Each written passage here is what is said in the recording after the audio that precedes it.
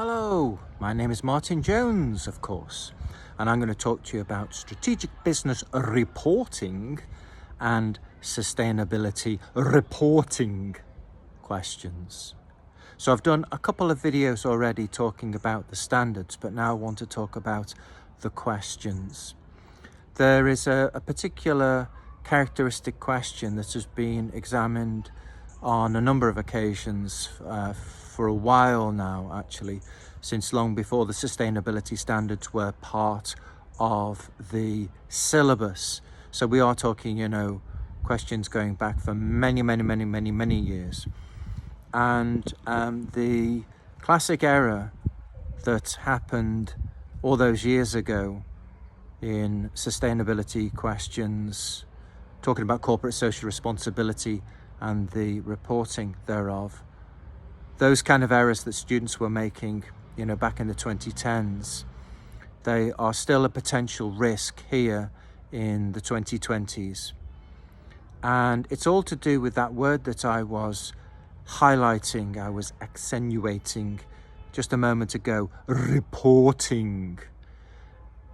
It's all about reporting. Strategic business reporting is all about reporting and not so much about the strategic business. So if I can just come to you from a tangential angle, I think you know this already. When we're talking about a property, we're not really talking about the property and the management of the property. We're talking about the reporting of the property. Has there been an impairment? Has the useful economic life changed? We're talking about the reporting. You do get students making mistakes in this area where they're being asked about a property and they talk about the property itself rather than the reporting of the property. But it is quite rare. But in the area of sustainability, something seems to happen and students seem to forget that they're not doing a strategic business exam, they're doing a strategic business reporting exam.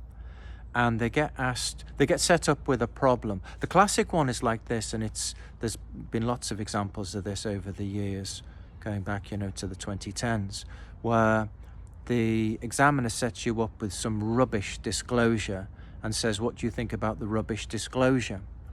And many students, when they see the rubbish disclosure, they say, the disclosure is rubbish. This is not clear, that's not clear. This is missing, this has been phrased badly, the disclosure is rubbish.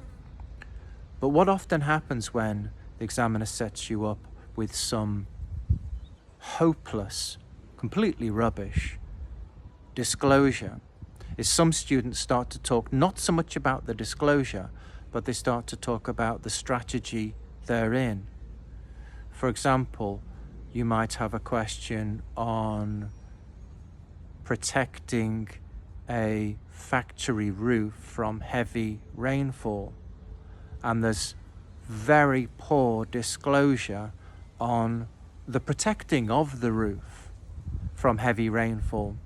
And many students will realize that the question is not about the protecting of the roof, but it's about the reporting of the protecting of the roof.